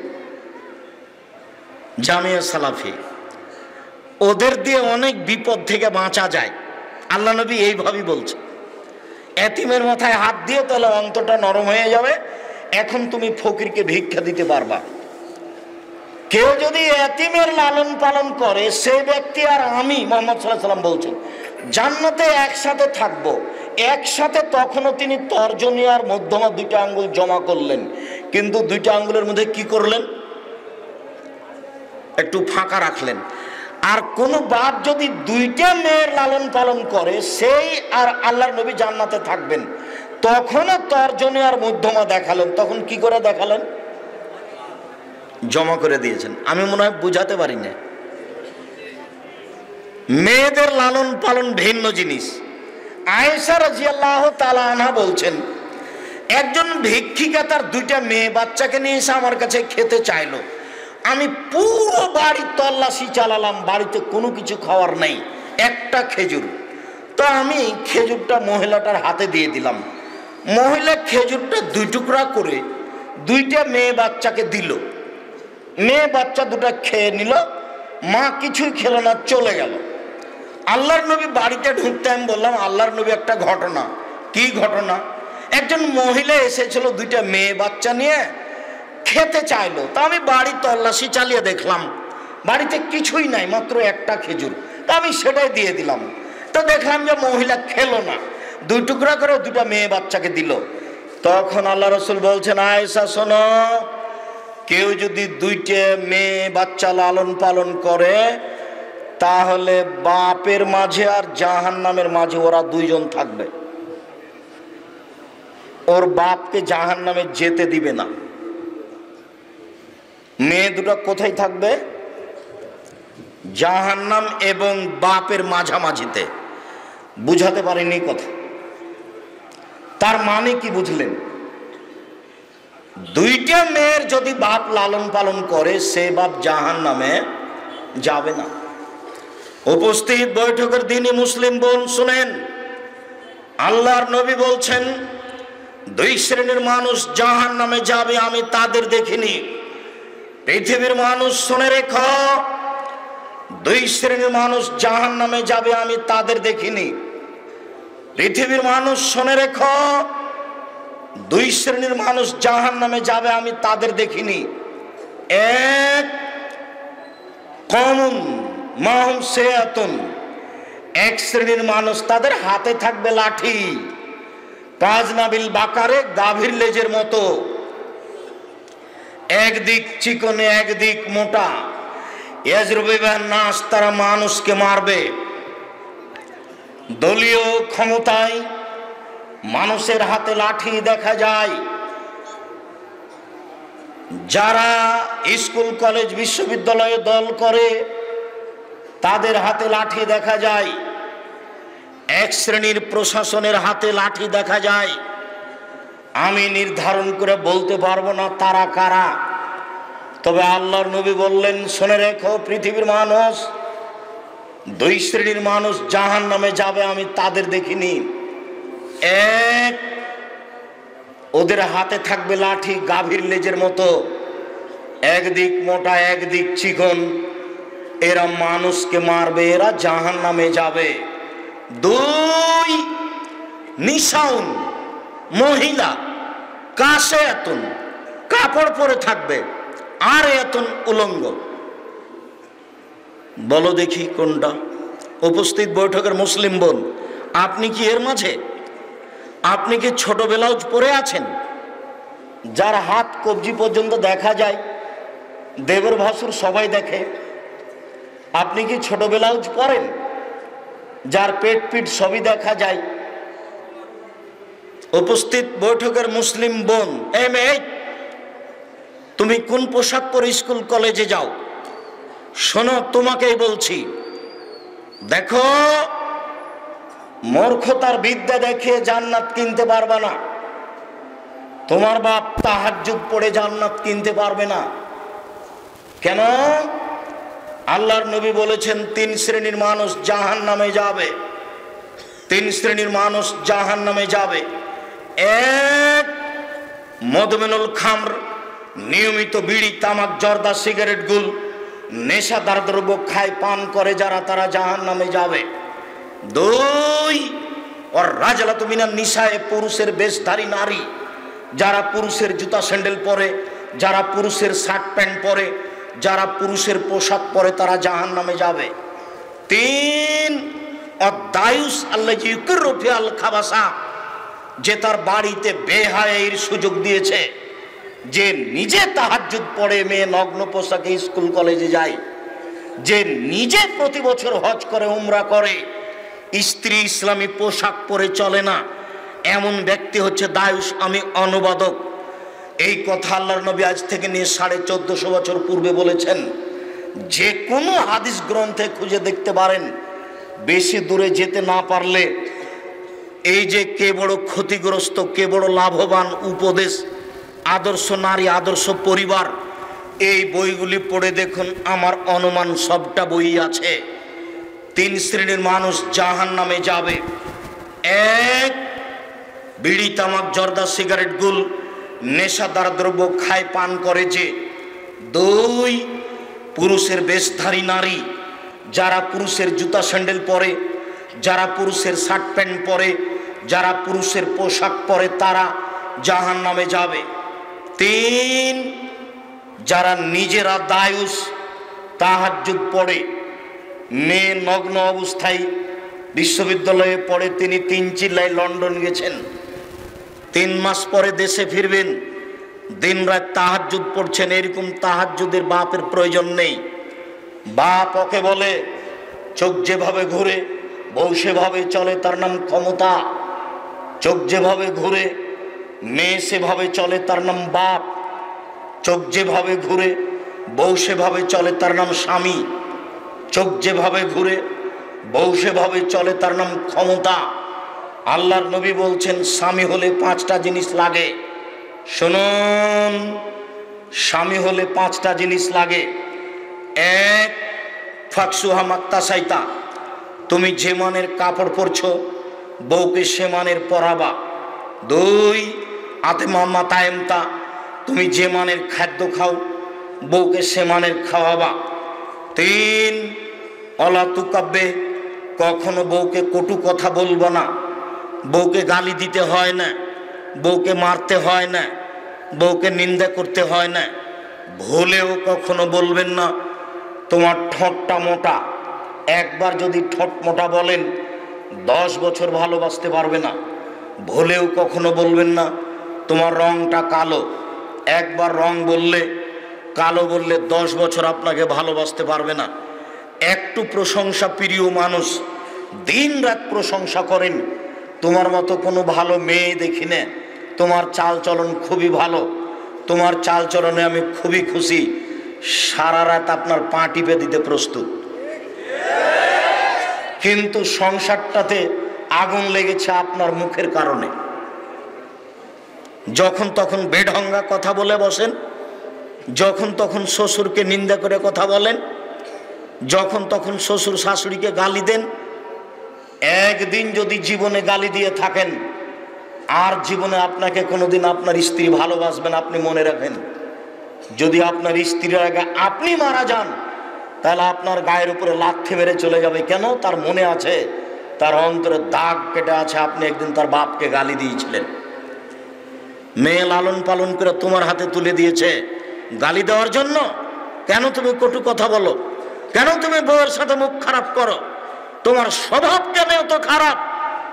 রাসূল সাল্লাল্লাহু আলাইহি ওয়াসাল্লাম বলেন, পৃথিবীর মানুষ শুনে রেখো, আমি আমার স্ত্রীর কাছে সবচেয়ে ভালো। পৃথিবীতে ভালো মানুষ হই যে তার স্ত্রীর কাছে ভালো। খায়রুকুম খায়রুকুম লিআহলিহি ওয়া আনা খায়রুল লিআহলি, তোমাদের স্ত্রীদের কাছে যেই ভালো সেই সবচেয়ে ভালো। পৃথিবীতে ভালো মানুষ হই যে স্ত্রীর কাছে ভালো। আমি মুহাম্মদ সাল্লাল্লাহু আলাইহি সাল্লাম নিজে আমার স্ত্রীদের কাছে ভালো। সবচেয়ে বদ কমিনা মানুষ ওই যে স্ত্রীর কাছে খারাপ। তাহলে হলো কি?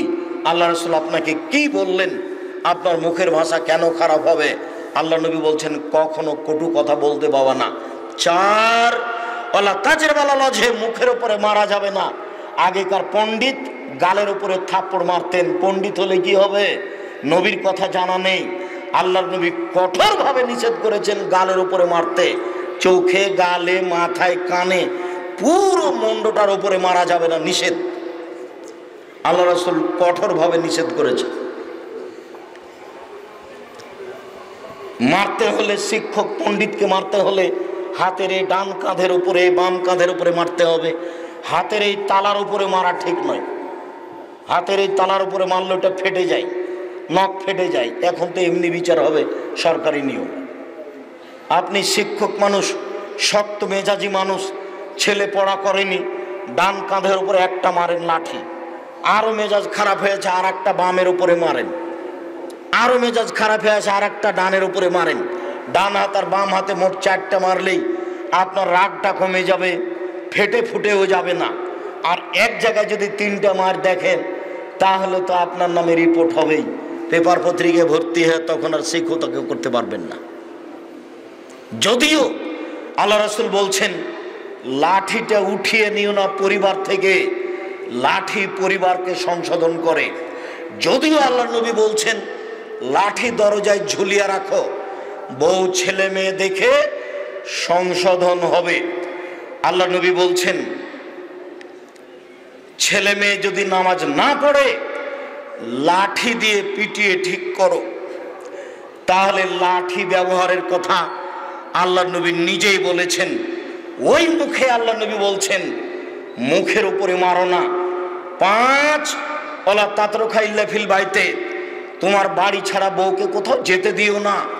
চাচির বাড়ি যেতে পাবে না, খালার বাড়ি যেতে পাবে না, বোনের বাড়ি যেতে পাবে না, মায়ের বাড়ি যেতে পাবে না। জরুরি প্রয়োজন ছাড়া বাড়ি ত্যাগ করতে পারে না। বাজার যাও তো বহু দূরের কথা। বা হাট বাজার করে ওই যার স্বামী কাপুরুষ, ওই মহিলায় হাট বাজার করে যার স্বামী কাপুরুষ, ওই মহিলায় হাট বাজার করে যার ছেলেরা বড় হয়ে গেছে, তারপরেও কাপুরুষের মতো মায়ের হাতে বাজার করতে দেয়। তুমি বলতে পারো না তোমার মাকে যে মা আপনি বাজারে যাবেন না? গায়রিয়াত, আত্মমর্যাদা থাকা দরকার। আত্মমর্যাদা, আত্মমর্যাদা আল্লাহর সবচেয়ে বেশি। কাউকে যখন জেনা করতে দেখেন আল্লাহ, তখন তার আত্মমর্যাদাতে ঠেকে। আল্লাহর নবী বলছেন, আল্লাহর নবী বলছেন মানুষ যখন জেনা করে তখন আল্লাহর আত্মমর্যাদাতে বাধা দেয়।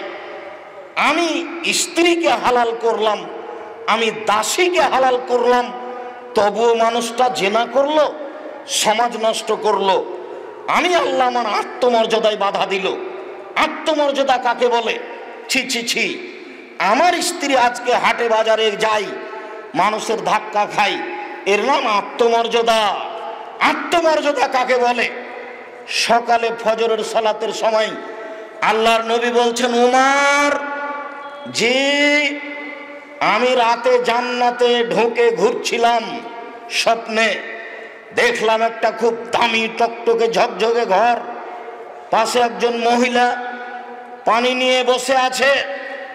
আমি মহিলাকে বললাম, মহিলা বলতে পারো এই ঘরটা কার? মহিলা বলল ঘরটি উমরের। আমার মনে বলল ঘরের বাহির যদি এত সুন্দর হয়, ভিতরই বা কত সুন্দর। আমার মনটা চাইলে একটু ভিতরে ঢুকে দেখে নি। এরপরে উমরের আত্মমর্যাদা আমার খেয়ালে আসলো। ইন্না লিল্লাহি ওয়া ইন্না ইলাইহি রাজিউন। এ কথা আল্লাহ নবী বলেননি, আত্মমর্যাদা আল্লাহ রাসূলের বাধা দিল। এত বড় মানুষের ঘরে ঢুকবো কি করে? উমরের আত্মমর্যাদা, উমরের মতো মানুষের বাড়িতে ঢুকি কি করে? তাই আমি ঢুকলাম না।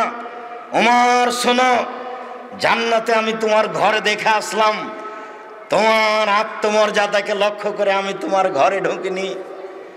তখন উমর 2 চোখের পানি ঝরিয়ে কাঁদতে লাগলেন আর বলতে লাগলেন, আল্লাহর নবী আপনি আমার আত্মমর্যাদাকে খেয়াল করেন? তার নাম আত্মমর্যাদা। আত্মমর্যাদার দাম আছে।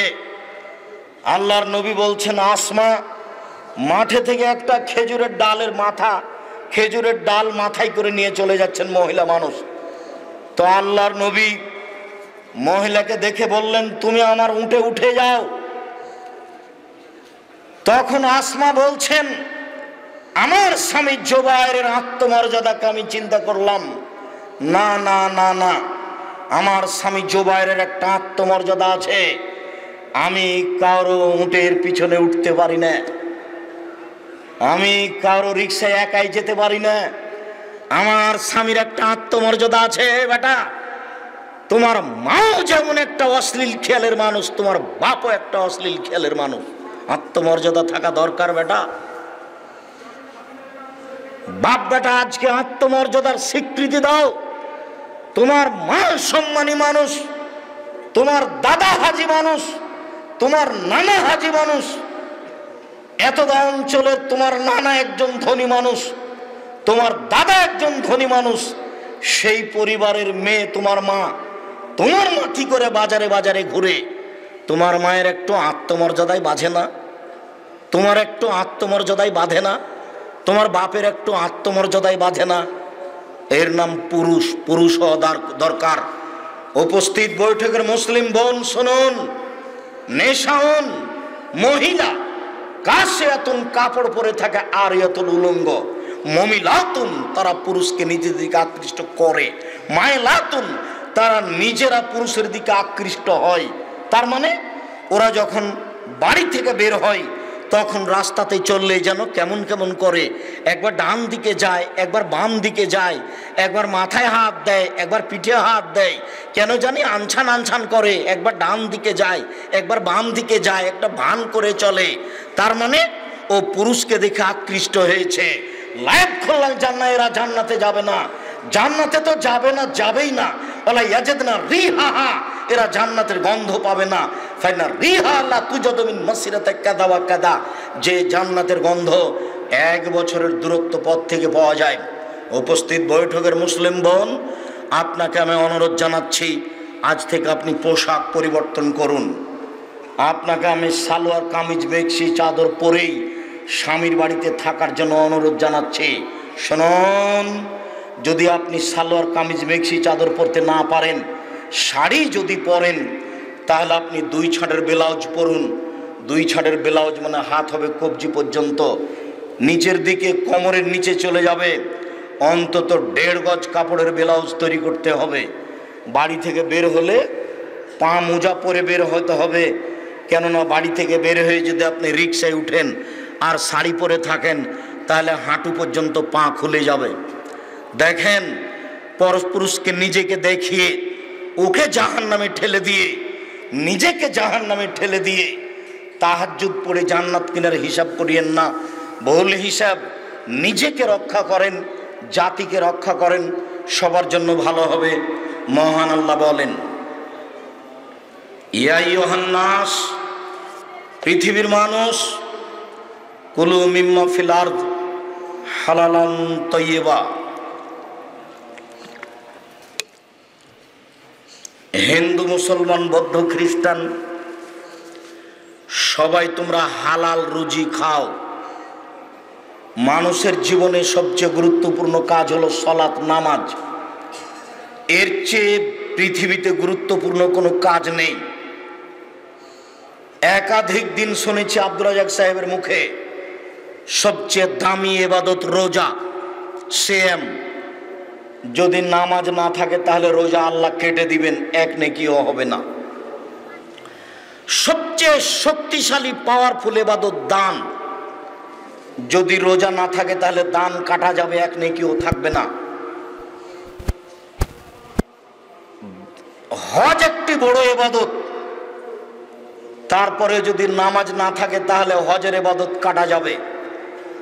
ইবাদতের জগতে সবচেয়ে ভিন্ন ধরনের ব্যতিক্রম, মানুষের জীবনে সবচেয়ে জরুরি ভিন্ন ধরনের ব্যতিক্রম কাজ হলো 5 ওয়াক্ত সালাত। এরপরে যেটা জরুরি কাজ সেটা হলো হালাল রুজি। কেন? রোজা কাটা যায় নামাজ না হলে, দান কাটা যায় নামাজ না হলে, হজ কাটা যায় নামাজ না হলে, তাসবিহ তাহলিল কাটা যায় নামাজ না হলে। এবার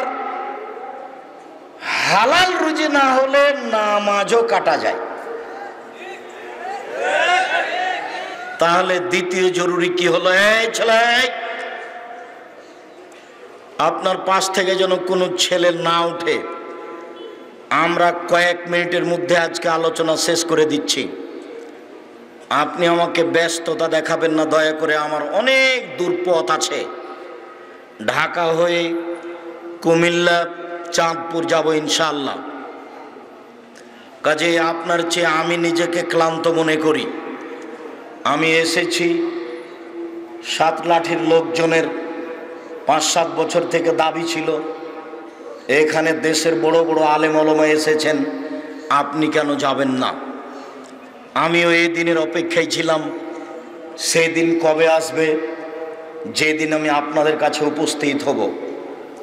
কয়েক বছর লেগেছে আজকে উপস্থিত করাতে। ইচ্ছা করলেই কালকে উপস্থিত হওয়া যাবে না। কাজেই 5 মিনিট ধৈর্য ধারণ করে থাকা ভালো হবে চলে যাওয়ার চেয়ে।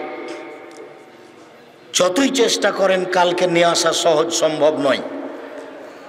আর আমি নির্বাচনও করি না যে তুমি আমাকে বলবে স্যার আসলে সব ভোট পেয়ে যাব, এরকম কথা তো আমার কাছে নেই। আমি এসেছি আপনার কিছু না কিছু উপকার করব ইনশাআল্লাহ। আপনি অপেক্ষা করলে আপনার জীবনে কিছু না কিছু কাজ আসবে ইনশাআল্লাহ। আপনি লক্ষ্য করুন, কয়েক মিনিট মানুষের জীবনে তৃতীয় জরুরি কাজ হচ্ছে কোরআন তেলাওয়াত করা। 24 ঘন্টায় একবার না একবার কোরআন মাজিদ পড়বেন। কিছুই যদি না পারেন তাহলে শেষ পর্যন্ত কি সূরা ইখলাস 3 বার, সূরা ইখলাস 3 বার পড়লে 1-1.5 মিনিটে 3 বার হয়ে যাবে। তাহলে আপনি একবার কোরআন মাজিদের পড়ার সমান নেকি পেয়ে নিলেন। নেন না নেকি? আপনি আপনার বাড়ি ঘর ডালি সব কিছু কাপড় চোপড় ভর্তি করে নিয়ে নেন, ওর তো অভাব নেই। 1 মিনিটে 3 বার সূরা ইখলাস পড়েন, একবার কোরআন মাজিদ। 1 মিনিটে 3 বার একবার কোরআন মাজিদ। আমি বলিনি, এ কথা মুহাম্মদ সাল্লাল্লাহু আলাইহি ওয়াসাল্লাম বলেছে। আপনার জীবনে আজ কেন পুরো মাসে 3 বার ইখলাস পড়ার মতো আপনার কাছে সময় হয়নি? কি দেখাতে চাচ্ছেন আপনি? দোকানে বসে আড্ডা পিটে সময় কাটান আপনি, ল্যাংটা মেয়ে আছে যেখানে সেখানে সময় কাটায় আপনার। 4 নাম্বার জরুরি ভাবে বলেছি, 2 জন যেখানে বসে আছে সেখানে বসবেন না। অনুরোধ রক্ষা করুন, 2 জন যেখানে বসে আছে সেখানে বসবেন না। বসায় অপরাধ। 2 জন মিলে একজনের বদনাম করছিল, আপনি গিয়ে বললেন ঠিক বলেছিস, আসলেই খারাপ। এবার আপনি তাহাজ্জুদ পড়ে জান্নাত কিনেন দেখি, এর নাম বদনাম, এর নাম গীবত। মাওলানা হাজি গাজী আলেম ওলামা বক্তা দিন রাত মানুষের পিছনে লেগে আছে, বদনাম করার জন্য প্রস্তুত হয়ে আছে। অথচ আল্লাহ নবী বলছেন সঙ্গী সাথী মনে রেখো। হাল তাদরুনা, তোমরা কি বলতে পারো মানুষকে নিক্ষেপ করে কি? সঙ্গী সাথী বলতে পারো মানুষকে পিছন দিক থেকে ধাক্কা মেরে জাহান্নামে নিক্ষেপ করে কি? সঙ্গী সাথী বলতে পারো মানুষকে পিছন দিক থেকে ধাক্কা মেরে জাহান্নামে নিক্ষেপ করে কি? এই কথা বলতে বলতেই জিহ্বাটা ধরে নিয়ে বলছেন দেখো জিহ্বা মানুষকে পিছন দিক থেকে ধাক্কা মেরে জাহান্নামে নিক্ষেপ করে। বলে জিহ্বা কি করলো? এই জিহ্বাই বলেছে ঠিক বলেছিস, আসলেই খারাপ। এই কথা কে বলল? জিহ্বাই বলল। রাসূল সাল্লাল্লাহু আলাইহি সাল্লাম বললেন সঙ্গী সাথী বলতে পারো মাকসর মায়ের খেলো নাসান নারা, মানুষকে বেশি বেশি জাহান্নামে নিয়ে যায় কি? সঙ্গী সাথী বলতে পারো মানুষকে বেশি বেশি জাহান্নামে নিয়ে যায় কি? সঙ্গী সাথী বলতে পারো মানুষকে বেশি বেশি জাহান্নামে নিয়ে যায় কি? এই কথা বলতে বলতেই বলছেন সঙ্গী সাথী শোনো, আল ফারজ আল ফাম, মুখ আর লজ্জা স্থান, মুখ আর জেনা, মুখ আর লজ্জা স্থান, এই দুটাই মানুষকে বেশি বেশি জাহান্নামে নিয়ে যায়। আল্লাহ রাসূল বললেন, শোনো, বাঁচার তিনটি পথ, তিনটে পথ অবলম্বন করো, জান্নাত হবেই হবে। এক, আলজেব লিসানাক, মুখখান বন্ধ রাখো, ভালো কথা ছাড়া মুখ ব্যবহার করো না। এই ছেলে, তোমার স্বভাবের কথাটা বলি, তুমি তো দিন রাত খেলে হ্যাঁ করে বেড়াও, একবার এখানে একবার এখানে, এই দোকানে একবার ওই দোকানে, একবার ভাবির কাছে একবার চাচির কাছে, একবার চাচাতো ভাইয়ের কাছে, দিন রাত তুমি হ্যাঁ করে বেড়াও। তোমার এটা স্বভাব নয়? সবাই তোমার কথা বলে, তোমার কথা সবাই বলে। স্বভাব পরিবর্তন করো, আমি তোমার জন্য এসেছি। আল্লাহর কাছে ভিক্ষা চাও, আল্লাহ তুমি আমার স্বভাবটা পরিবর্তন করে দাও। আল্লাহ, আমি এই খারাপ স্বভাব নিয়ে চলতে চাই না। বাঁচার তিনটা পথ, জান্নাত হবেই হবে। এক, মুখ বন্ধ করো, ভালো ছলা বলো না। দুই, ওলায়াসা বাইতুক, জরুরি প্রয়োজন ছাড়া বাইরে যাবেন না। আপনাকে আমি দোকানে গিয়ে দাঁড়িয়ে জিনিস কিনতে বলেছি, আসসালামু আলাইকুম, জি দোকানদার ভাই, লবণ আছে? জি 1 কেজি লবণ দেন। ভাইজান সরিষার তেল আছে? জি 250 সরিষার তেল দেন। আর একটা কিছু, 3টে নেওয়া হয়েছে, এখান থেকে 1 মিনিট দেরি করতে পারবেন না, কেটে পড়তে হবে। কেন? 2টা সমস্যা আছে। একটা সমস্যা, ওখানে আরো কয়েকজন বসে আছে। আর একটা সমস্যা, টিভি চলছে, টিভিতে হয় মিথ্যে খবর পড়া হচ্ছে।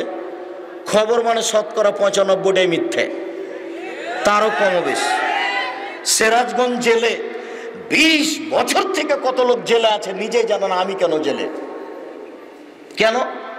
ও তো সাতলাটির মানুষ, ও তো সেদিন রংপুরে ছিল, ও কি করে 1 নম্বর আসামি হলো? আর সাক্ষী বলছে যে আমি 2 চোখে মারতে দেখেছি, এভাবে সাক্ষী বলছে।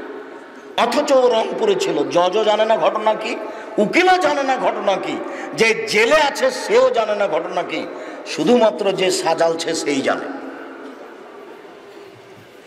তাছাড়া কেউ জানে না। ওখানে টিভি চলছে, মিথ্যা খবর চলছে প্রায়ই, আবার এদিকে বদনাম চলছে, এখানে আপনি বসতে পাবেন না। অনুরোধ রক্ষা করুন, ভালো হবে। অনুরোধ রক্ষা করুন, ভালো হবে। অনুরোধ রক্ষা করুন, ভালো হবে। রাসূল সাল্লাল্লাহু আলাইহি সাল্লাম বলেছেন, জরুরি প্রয়োজন ছাড়া বাড়ি ত্যাগ করবে না, জান্নাত হবে। 3, অবকালা খাতিয়াতে, পাপের জন্য কাঁদো, জান্নাত হবে। পাপের জন্য কাঁদে যে, সে জাহান্নামে যাবে না। গাভীর বান ওলান থেকে দুধ বের করে ভিতরে ঢোকানো যেমন অসম্ভব, আল্লাহর ভয়ে কাঁদে যে তার জাহান্নামে যাওয়া তেমনি অসম্ভব। গাভীর বান ওলানে চাপ দিয়ে দুধ বের করে ভিতরে ঢোকানো যেমন অসম্ভব, আল্লাহর ভয়ে কাঁদে যে তার জাহান্নামে যাওয়া তেমনি অসম্ভব। আল্লাহর ভয়ে কাঁদেন, জান্নাত হবেই। সম্মানিত দিনী ভাই বোন, পৃথিবীতে গজব নেমে আসবে 3টা কারণে। পৃথিবীতে গজব নেমে আসবে 3টা কারণে। মানুষের আকার আকৃতি পরিবর্তন হয়ে যাবে 3টা কারণে। দ্রব্যমূল্য বেড়ে যাবে 3টা কারণে। সমাজে গজব নেমে আসবে 3টা কারণে। 1, এজা সারেবুল খমুরা, মানুষ যখন নেশাদার দ্রব্য পান করবে, তখন যখন মদ খাবে তখন। 2, জাহারাতিল কায়নাত, মেয়েরা যখন নাচবে, সব বাড়িতে বাজনা বাজে, সব ঘরে মেয়ে নাচে, সব দোকানে বাজনা বাজে, সব দোকানে মেয়ে নাচে, সব বিবাহের বাড়িতেই না মেয়ে নাচে, প্রায় সব বিবাহের বাড়িতেই বাজনা বাজে। যে কোনো অনুষ্ঠানে মেয়ে নাচে, যে কোনো অনুষ্ঠানে বাজনা বাজে। মেয়ে যখন নাচবে, বাজনা যখন বাজবে, তখন মানুষের উপরে গজব নাজেল হবে। 1, মানুষ যখন নেশাদার দ্রব্য পান করবে। 2, মেয়ে যখন নাচবে। 3, বাদ্যযন্ত্র যখন প্রকাশ পাবে, সব দোকানে বাজনা বাজে, সব বাড়িতেই বাজনা বাজে, সব অনুষ্ঠানে বাজনা বাজে। বাজনাই হচ্ছে যুবকদের মূল কাজ। সব গাড়িতে বাজনা বাজে, প্রায় সব গাড়িতেই। জানি না আপনারা গাড়িতে উঠলে বাজনা ঠেকানোর চেষ্টা করেন কি না। আমি সম্ভবপর চেষ্টা করি বাজনা ঠেকানোর জন্য। আল্লাহর নবী দুই কানে বাজনা শুনে রাস্তা থেকে একটু দূরে সরে গেলেন, কানে আঙ্গুল ঢুকিয়ে দিয়ে দূরে সরে গিয়ে বলছেন, আব্দুল্লাহ ইবনে ওমর, হাল তাসমাউ শায়ান, তুমি কি এখন বাদ্যযন্ত্র কিছু শুনতে পাচ্ছ? তখন আব্দুল্লাহ ইবনে ওমর বললেন, জি না আল্লাহর নবী, এখন আমি কিছু শুনতে পাচ্ছি না। ফারাফা ইসবাইহি মিন উজনাইহি, তখন আল্লাহর নবী তার দুই কান থেকে দুই আঙ্গুল বের করে নিলেন। বাজনার শব্দ শুনলে আল্লাহর নবী কানে আঙ্গুল দিয়ে বাজনা ঠেকানোর চেষ্টা করতেন। চিরদিনের জন্য বাজনা হারাম। কোন কিতাবে লেখা আছে বাজনা হারাম গান? এটা নোংরা কথা, এটা ন্যাক্কারজনক, ধর্মকে বিকৃত করার কথা। সম্মানিত দিনী ভাই বোন, হালাল রুজির বিকল্প পৃথিবীতে পথ নেই। হালাল রুজি যদি না থাকে তাহলে ইবাদত কবুল হবে না। হাদিসের শেষ কথা বলতে গিয়ে, লোকটা মুসাফির। 2, হাত তুলে দোয়া করলে দোয়া কবুল হয়, লোকটা হাত তুলে আছে। 3, লোকটা বিপদগ্রস্ত, কেউ তার প্রতি জুলুম করেছে। আল্লাহর নবী বলছেন, হিন্দু যদি মাজলুম হয়ে দোয়া করে আল্লাহ তার দোয়া কবুল করবেন, তবে ও জান্নাত পাবে না, দুনিয়াতে সে সুবিধা পাবে। ও মাজলুম একটা হিন্দু মানুষ, একটা মুসলমান মানুষ তার জমি জোর করে দখল করে নিয়েছে, ও এখন আল্লাহকে যেটা বলবে সেটাই হবে। এই লোকটা হাত তুলে আছে, হাত তুলে দোয়া কবুল হয়। এই লোকটা মুসাফির থাকলে দোয়া কবুল হয়। এই লোকটা বিপদগ্রস্ত, বিপদে পড়ে হাত তুলে দোয়া করলে দোয়া কবুল হয়। এরপরে লোকটার দোয়া কবুল হলো না।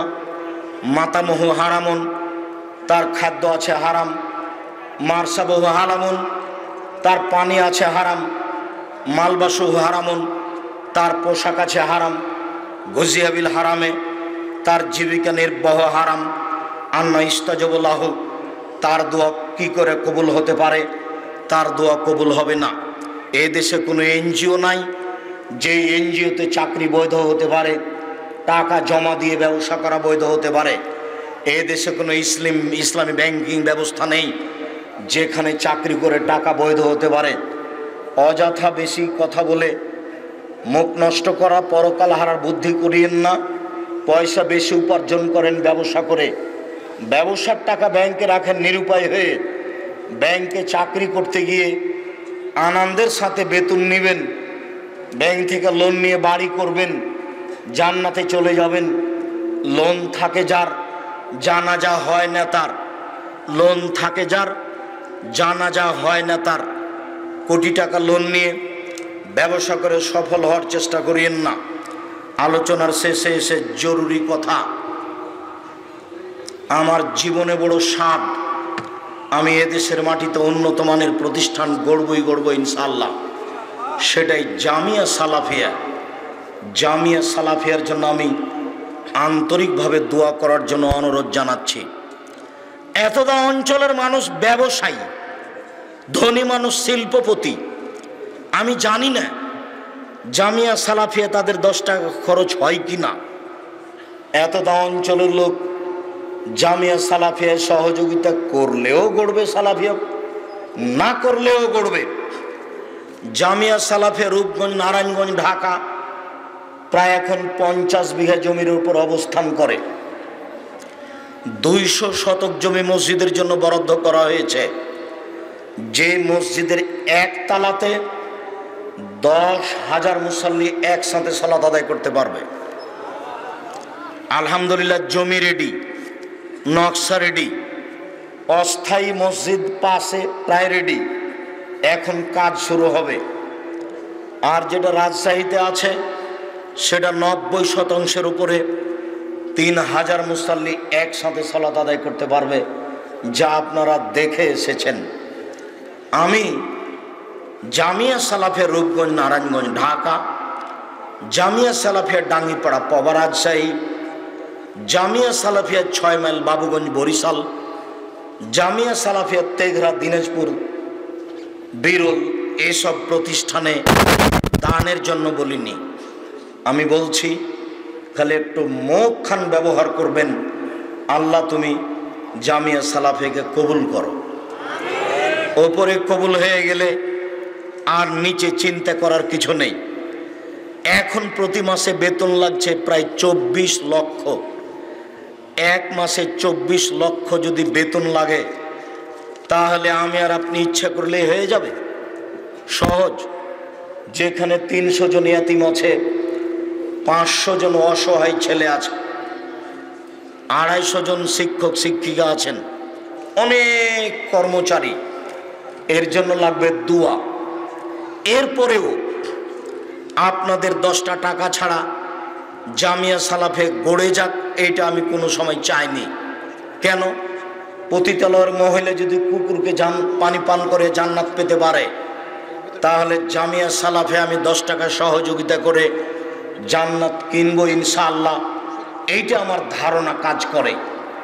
আপনি টাকা দিলেও জামিয়া সালাফে গড়বে, না দিলেও গড়বে। 2013 সালের 24শে আগস্ট রোজ মঙ্গলবার জামিয়া সালাফে রূপগঞ্জ নারায়ণগঞ্জ ঢাকা, আমি বলেছিলাম আমার হাতে টাকা নেই, এই কথা সত্য, এখানে প্রতিষ্ঠান গড়বে এই কথা সত্য, ইনশাল্লাহ গড়বেই গড়বে। বিশাল প্রতিষ্ঠান জামিয়া সালাফে রূপগঞ্জ নারায়ণগঞ্জ ঢাকা। 2016 সালের 17 ফেব্রুয়ারি রোজ বুধবার বিকাল 4:30টার সময় বলেছিলাম জামিয়া সালাফে ডাঙ্গিপাড়া পবা রাজশাহী, আমার হাতে টাকা নেই এই কথা সত্য, এখানে প্রতিষ্ঠান গড়বে এ কথা সত্য। বিশাল প্রতিষ্ঠান, প্রায় 25 বিঘা জমির ওপরে। আমি দুয়ার দাবি রেখেছি, অন্য কিছু নয়। এরপরে জামিয়া সালাফের মুখপাত্র পত্রিকা মাসিক আল ইতেসাম পত্রিকা, 50টা প্রশ্নের উত্তর আছে, 10 জন মুফতির মাধ্যমে পত্রিকা বের হয়। আমি জীবন বাজি রেখে এই পত্রিকা বের করার জন্য চেষ্টা করছি, লক্ষ লক্ষ টাকা খরচ করে। আপনি 25-30 টাকাকে কখনো বড় মনে করবেন না।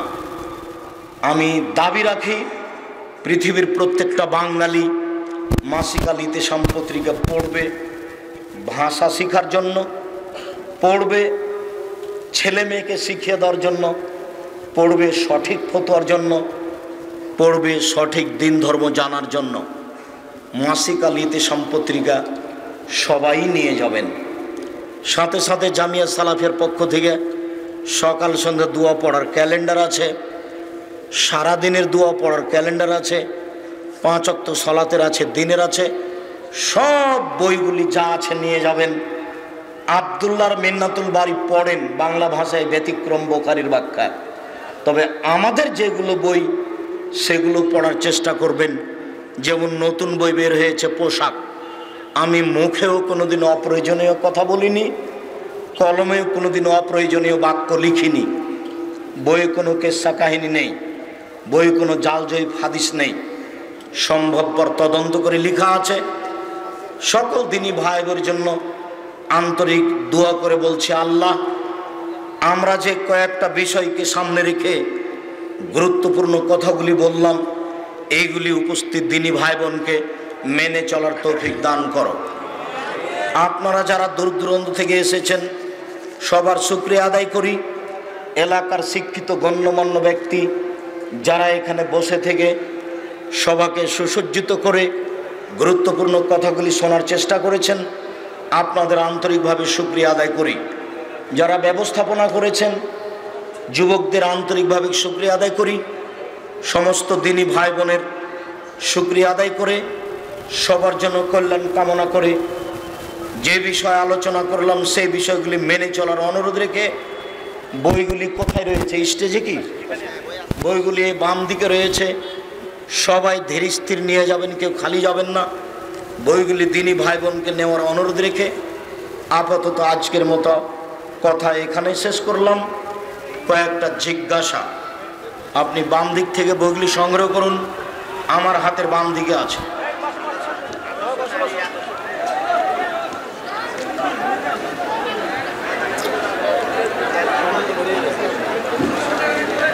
বসেন বসেন সবাই সবাই একটু বসেন।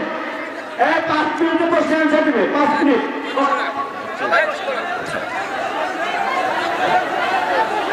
মৃত ব্যক্তির সংবাদ কি মাইকে প্রচার করা যাবে? যাবে না। সন্তান পাপ করলে কি মৃত পিতামাতা শাস্তি পাবে? জি, যদি বাপের সংশোধন করার পরিবেশ পরিস্থিতি ছিল, করেনি, তাহলে। আসসালামু আলাইকুম। আমাদের গ্রামে এক জালসায় এক বক্তা জামেআত তিরমিজির 323 নম্বর হাদিসের উদ্ধৃতি দিয়ে বলেছেন যে রাসূল সাল্লাল্লাহু আলাইহি সাল্লাম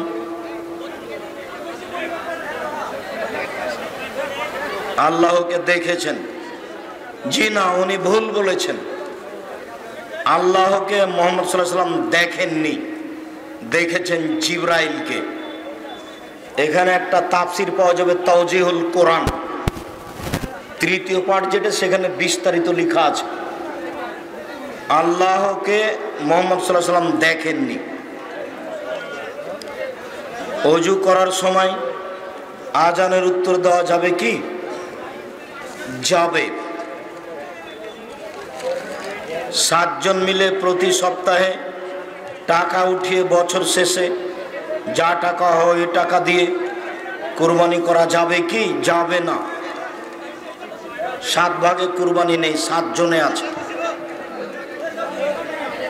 যে আত্মহত্যা করেছে তার রুহের মাগফিরাতের জন্য দান করা ও দোয়া করা যাবে কি? যাবে। এত জিজ্ঞাসা করবেন না, এত জিজ্ঞাসা লাগবে না।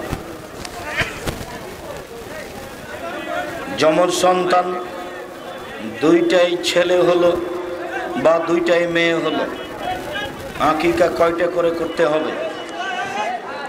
2টা ছেলে 4টা করতে হবে, 2টা মেয়ে 2টা করতে হবে। বর্তমানে এই ছেলে অত বলছো কেন? ও বই পুস্তক নিতেই তো আমি বললাম। তুমি অত চিল্লালে কথা হবে, তুমি চুপ থাকো। বর্তমানে উচ্চ ব্যবসায়ীরা শ্রমিকদের মজুরি ন্যায্যভাবে দিচ্ছে না। শ্রমিকদের মজুরি ন্যায্যভাবে না দিলে ফলাফল জাহান্নাম হবে।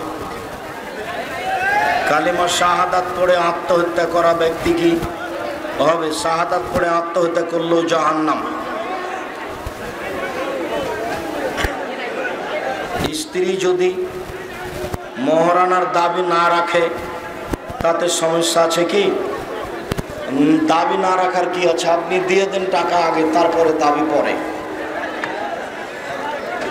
ঘরের ভেতরে ছবি থাকলে সেই ঘরে সালাত হবে কি? হবে না। ঢাকা থাকলে হবে। কোন কালারের পোশাক পরা সবচেয়ে ভালো? সাদা। পুরুষদের নাভির নিচে এবং নারীদের টাকনোর উপরে পায়জামা, প্যান্ট, লুঙ্গি পরে সালাত হবে কি? হবে না। মাসিক ঋতু চলাকালীন সময় আল কোরআন না ছুঁয়ে পড়া যাবে কি? যাবে। ছুঁয়ে না ছুঁয়ে সবটাই যাবে। সালাতের উপর একটা বই আছে, আব্দুর রাজ্জাক সাহেবের লেখা, দেখেন। সব সময় কোরআন পড়া যাবে বলা আছে।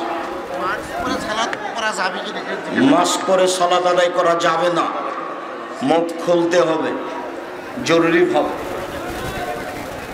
মাস্ক দিয়ে ভাগ্য বাড়ায়েন না জানি, মাস্ক দিয়ে বয়স বেশি করিয়েন না। পৃথিবী সৃষ্টির 50,000 বছর পূর্বে যদি করোনা লেখা থাকে তাহলে আজ পাথরের ভেতরে ঢুকলেও হবে। পৃথিবী সৃষ্টির 50,000 বছর পূর্বে যদি না লেখা হয়ে থাকে, আর আজকে যার করোনা হয়েছে তার গায়ের উপরে যদি থাকেন, তবু করোনা আপনাকে ধরবে না। এই কথা আমি 2020 সালের প্রথমে বলেছি। আমাদের সালাতের আলোচনাগুলি বিস্তারিত দেখুন। শুকরিয়া সকল দিনী ভাই বোনকে, যারা দিনী বোন আছেন তাদেরকেও বইগুলি ধারাবাহিকভাবে ধীর স্থিরভাবে বগলি সংগ্রহ করার অনুরোধ জানিয়ে, আমাদের আজকের আলোচনা মেনে চলার অনুরোধ জানিয়ে আমাদের কথা এখানেই শেষ করলাম। সুবহানাকাল্লাহুম্মা ওয়া বিহামদিকা আশহাদু আল্লা ইলাহা ইল্লা আনতা আস্তাগফিরুকা ওয়া আতুবু ইলাইক।